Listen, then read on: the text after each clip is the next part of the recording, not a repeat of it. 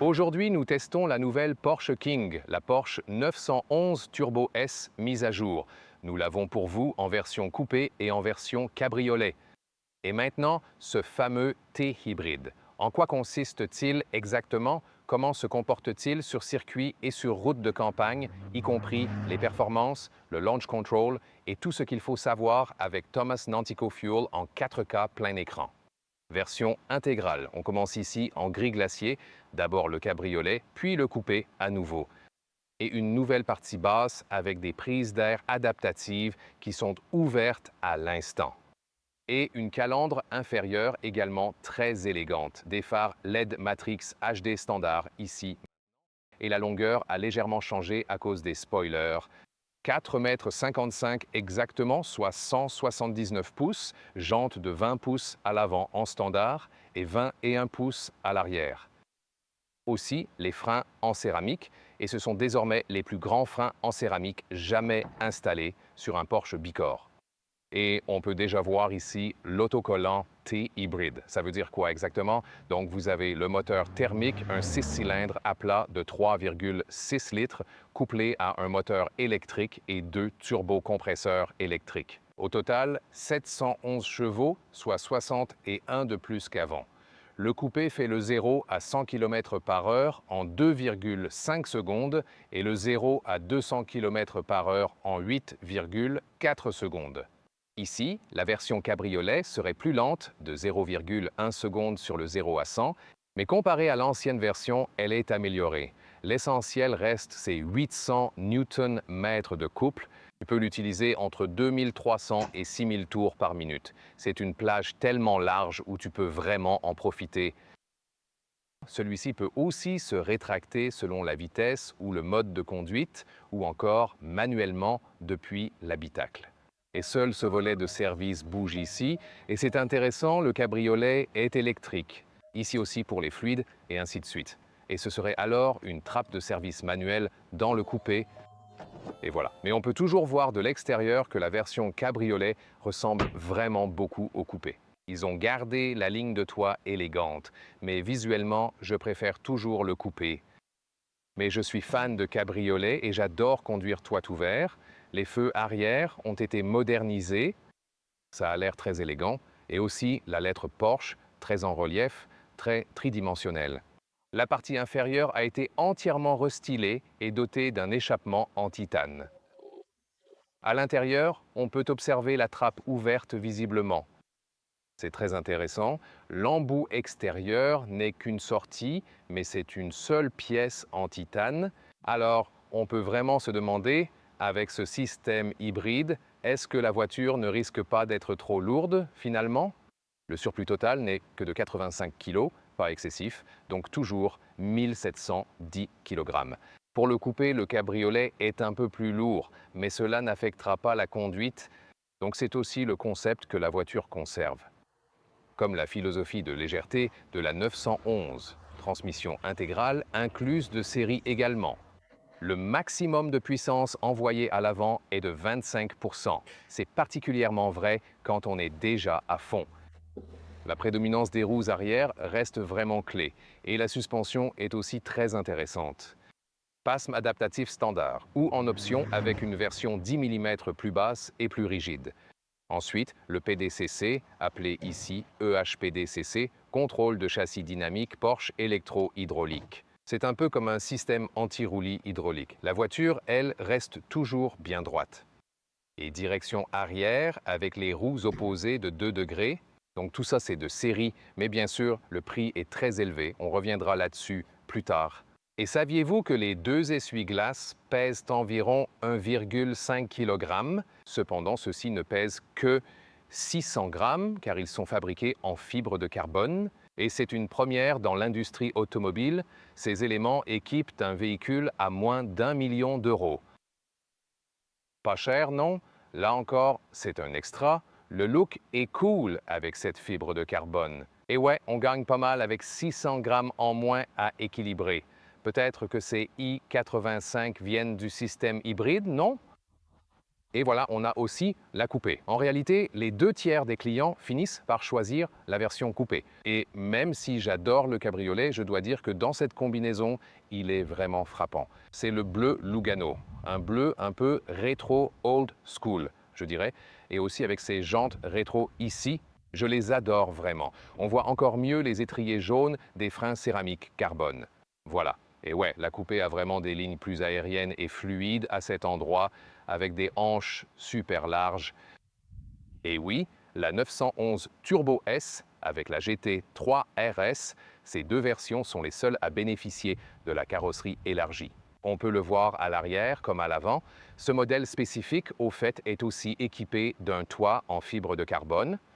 Ça permet d'alléger un peu le poids, surtout dans la partie supérieure du véhicule. Et tel qu'il est présenté ici, nous prendrons également le circuit d'Ascari en Espagne avec ce véhicule. Vous en avez vu un aperçu très tôt dans la vidéo, ça va être super amusant, un vrai plaisir.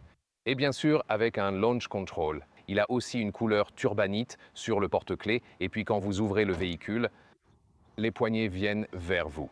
Sinon, elles sont intégrées ici. Quand elles sont ouvertes, elles bougent toujours de cette façon. Ça donne toujours une impression un peu étrange, parce que ce sont des portes sans cadre. Et c'est très rare que quand ce sont des portes sans cadre et qu'on les claque violemment, ouh, elles font ce son génial. C'est bien fait. Dans les portes, tout est bien serré. L'intérieur est aussi en fibre de carbone. D'autres couleurs existent, pas la rouge obligatoire. De petites poches, mais elles sont doublées de feutre à l'intérieur.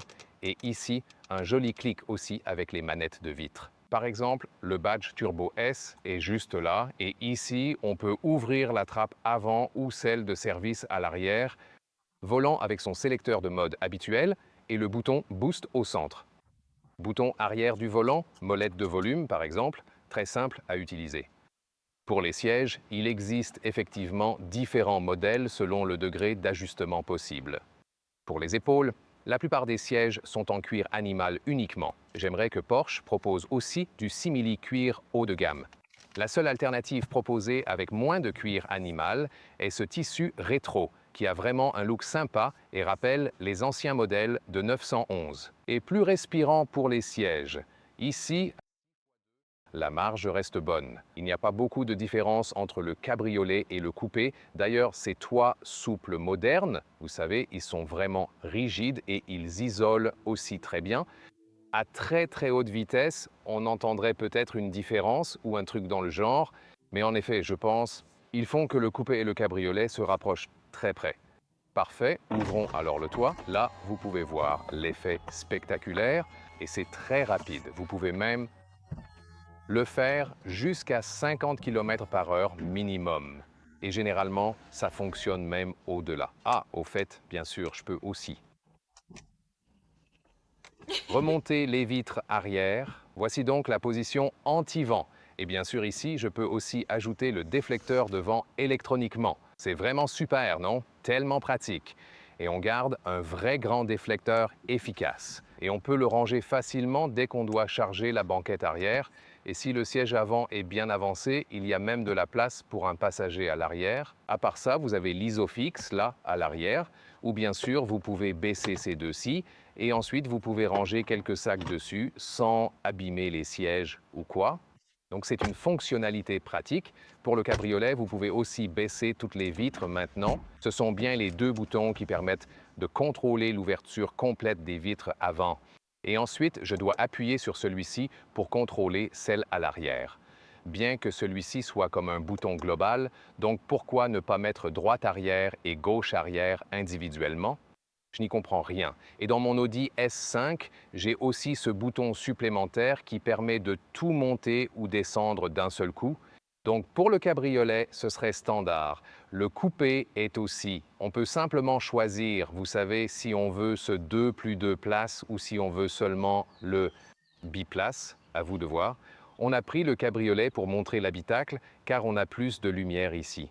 Tout avec cette accentuation horizontale badge Turbo S ici, puis des portes-gobelets sur le côté droit. La boîte à gants aussi s'ouvre en descendant tout en douceur, plutôt petit bien sûr. Ici, l'horloge analogique. C'est l'élément le plus classique de cet habitacle, j'adore. Et vous avez ici plus qu'un infotainment.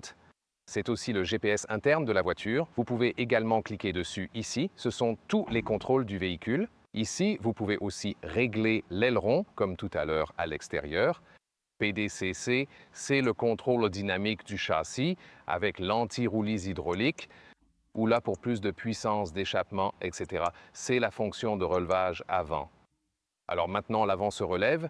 Si vous descendez un parking en sous-sol très pentu, et celui-ci a en plus une sécurité GPS. Par exemple, quand je rentre toujours dans mon parking souterrain à la même position, c'est le cas le plus évident, alors ça peut être sauvegardé en fait. Et quand j'approche le parking souterrain la prochaine fois devant la rampe, la voiture se soulève automatiquement. C'est vraiment une fonctionnalité très pratique. Intéressant, ne baisse qu'avec la porte fermée. Ici, sur la console centrale, de vrais clics pour la clim. Moletage métallique sur le dessus, j'adore ça. Et puis, quand tu tournes tout, tu as un retour de qualité. Levier de vitesse, façon rasoir brun, c'est toujours un détail sympa. Et puis, il y a ces boutons pour le toit ouvrant, etc. Toujours un joli clic, quoi qu'on fasse. La musique continuait. Porte-gobelet dans la partie centrale. Celui-ci n'est pas adaptatif, cela dit, mais il a de vrais boutons pour la ventilation et le chauffage des sièges, et il faut vraiment bien appuyer dessus. Et j'adore ce retour tactile. Ensuite, l'accoudoir, ils l'ont mis à jour. Ici, 2 USB-C, une plaque de charge inductive avec ventilation juste ici. C'est marqué comme ça, il y a une carte pour le véhicule avec le QR code, Eisgauer métallisé. C'est d'ailleurs écrit en allemand, ça veut dire gris glacier métallisé. Cette interface manuelle avec ses leviers de vitesse, c'est vraiment le plus spécial dans l'habitacle. Et ouais, vous n'avez plus de jauge manuelle ici. Tous les instruments sont numériques. Cependant, ils ont toujours un look super stylé. Au centre, il y a toujours le compte-tours. Style analogique numérique, mais la carte est plus flexible. Sport Plus.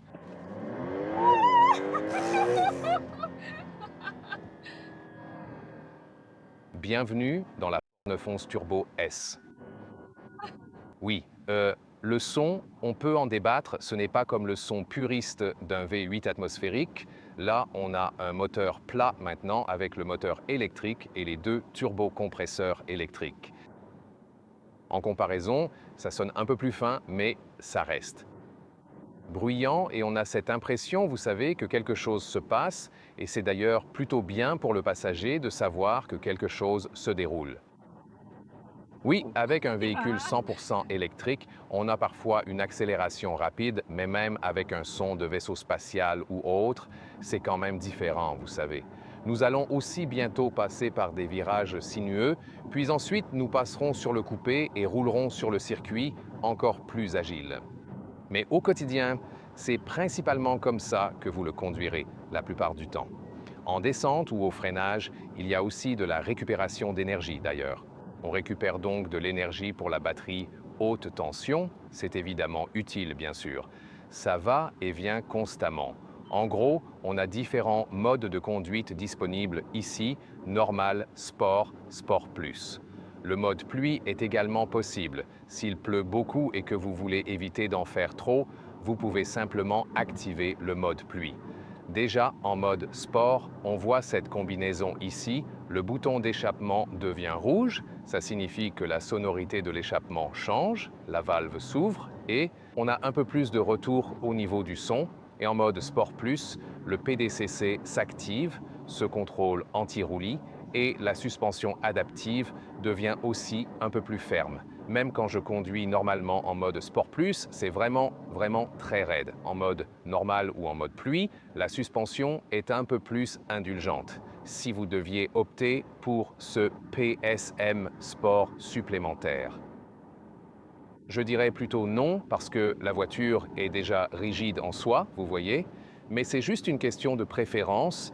La plus grande différence maintenant avec le système hybride, qu'on connaît aussi de la GTS, c'est quand on on appuie un peu sur l'accélérateur. Avec un thermique, on sait qu'il y a un délai avant la réponse, mais ici, la réponse est plus spontanée, même si on effleure à peine l'accélérateur. Même en mode normal, et bien sûr encore plus en mode Sport Plus, ça m'indique d'ailleurs que l'aileron est alors déployé, et en mode Sport Plus, il se passe directement quelque chose quand on appuie sur l'accélérateur. C'est vraiment ça le truc. Les régimes les sont aussi plus sollicités. Avant ça, c'est obligé. Et quand je remarque que Léa commence peut-être à fatiguer ou un truc dans le genre, je peux à tout moment lui donner un bon coup d'accélérateur, tu vois, et elle se réveille instantanément. Exact, ouais. Et bien sûr, c'est le moment de rouler décapotable. Comme ça, on entend encore mieux ce que la voiture fait. Agréable. Ouais, et je veux dire, elle adhère tellement à la route ici, même en version décapotable, vraiment incroyable. Et je veux dire, peu importe à quelle vitesse tu roules, tu as toujours l'impression d'aller lentement. Mais parce qu'il y a toujours une discussion, tu sais, quand on roule vite, sur la façon dont les cheveux bougent ou résistent au vent, et c'est vraiment un débat sans fin, surtout quand on atteint des vitesses comme ça. On se demande toujours si ça va voler dans tous les sens ou si ça reste à peu près en place, et là, avec le déflecteur, on peut voir que ça bouge à peine, ce qui est plutôt impressionnant. Mais bon, même comme ça, on finit par en parler à chaque fois. C'est comme un petit test pour voir si tout tient bien en place. Et aujourd'hui, ça a l'air plutôt stable, donc c'est un bon point. Même à cette allure, on remarque que les cheveux de Léa résistent plutôt bien, ce qui montre que le déflecteur fait vraiment son travail et c'est agréable de pouvoir rouler sans avoir à s'inquiéter de ça. Les hommes veulent conduire toit ouvert. Il n'y a pas trop de turbulence de vent ici. C'est juste bruyant, pas tellement du vent que ça devienne. Vraiment inconfortable à ressentir. Mais à environ 100 km/h, c'est simplement un petit peu bruyant à l'arrière. Mais pour le reste, ça s'arrête là. Mais je pense qu'avec ce grand déflecteur de vent, c'est un cabriolet qu'on peut aussi conduire confortablement toit ouvert à des vitesses plus élevées. Peut-être que des cabriolets comme la BMW série 4 ou l'Audi A5 bénéficient de meilleures caractéristiques aérodynamiques, si on peut le dire ainsi. Mais celui-ci est déjà très correct et surtout, il faut savoir qu'il restera toujours supérieur à la version Targa, qui sera plus bruyante avec davantage de turbulences aérodynamiques. Évidemment, quand il fait vraiment très chaud et qu'on roule lentement, tout ouvert, sans effet de vent, c'est parfait pour une balade détente.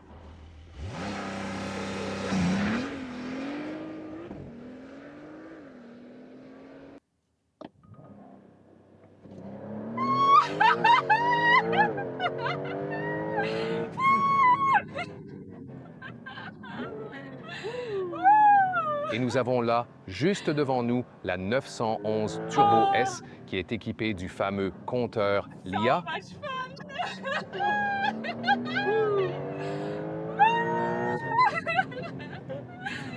On était déjà à 160 km/h. Ouais, donc l'IA a droit à une attraction gratuite aujourd'hui. Waouh, cette conduite est d'une fluidité impressionnante, c'est incroyable et ça glisse avec tant d'aisance.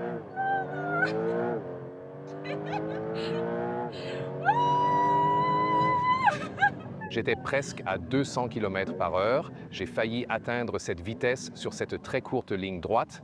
Ouais, c'est vraiment ça, le truc avec ce nouveau T-hybride. Ça n'arrête pas d'avancer. C'est comme si tu avais de la puissance. En permanence, dans toutes les situations, c'est juste le T-hybride. Même à 120 km/h, ce S-Band est vraiment fascinant à observer. Vraiment cool à jouer avec les forces G. Léa s'éclate vraiment énormément, je dirais. Et elle était tellement effrayée juste avant. Observe la direction, elle est remarquablement fluide.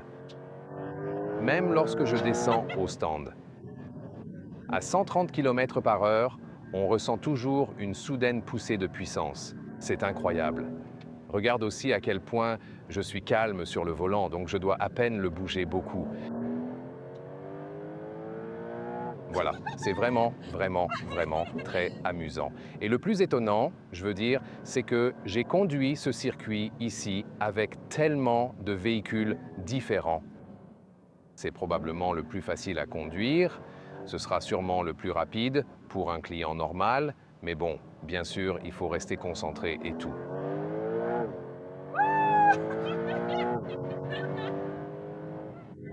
Mais c'est incroyable, comme c'est facile à conduire.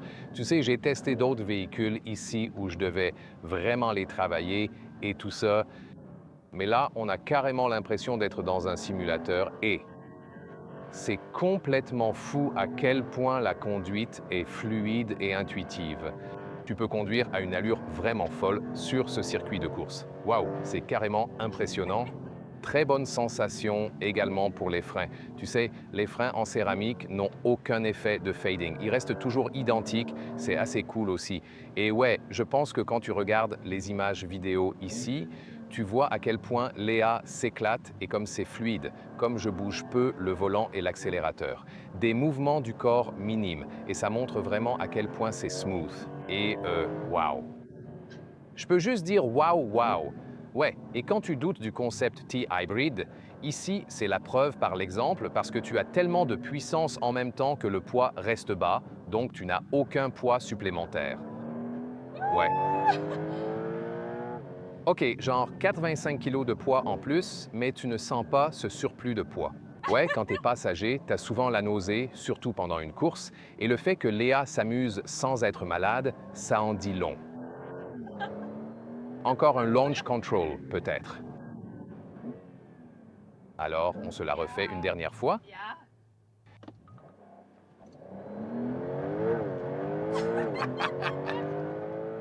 Ouais, tu peux le répéter encore et encore, sans problème, ça marche carrément. Et ouais, wahou, quelle machine de course vraiment géniale, ça c'est sûr, franchement. Alors, quel est le piège? Ouais, surtout le prix, et il y a une chose que je dois vraiment mentionner. J'ai trouvé ces sièges très inconfortables. Du coup, maintenant, quand je conduis de manière sportive, j'ai mal au bas du dos et aussi, pour de longs trajets, je ne le prendrai pas comme une routière ou un truc comme ça. Pour moi, vous savez, faut essayer soi-même. Je dirais d'aller voir un Porsche Center pour tester les sièges. Perso, niveau confort, je préfère la Panamera ou le Cayenne. Si ça vous tente, il faut au moins 270 000 euros pour le coupé, 285 000 euros pour le cabriolet, sans aucune option. Si vous souhaitez opter pour ces essuie-glaces en carbone et d'autres équipements, vous vous approchez plutôt des 300 000 euros. C'est la supercar de Porsche. Elle roule de manière phénoménale. Et grâce à son système hybride, on obtient une accélération très proche de celle d'un véhicule électrique. Pourtant, on garde un poids inférieur, surtout comparé aux électriques à grosse batterie. Et voici aussi l'Audi Concept C, au nom distinctif, qui sera le modèle frère de la Porsche 718 électrique. Poids similaire à la 911, mais version électrique avec batterie raisonnable. Et nous avons récemment conduit l'Audi Concept C, le modèle sœur de la Porsche 718, les nouveaux coupés, cabriolets, etc. Et vous devriez jeter un œil à cette vidéo maintenant ou du contenu Porsche plus distinctif.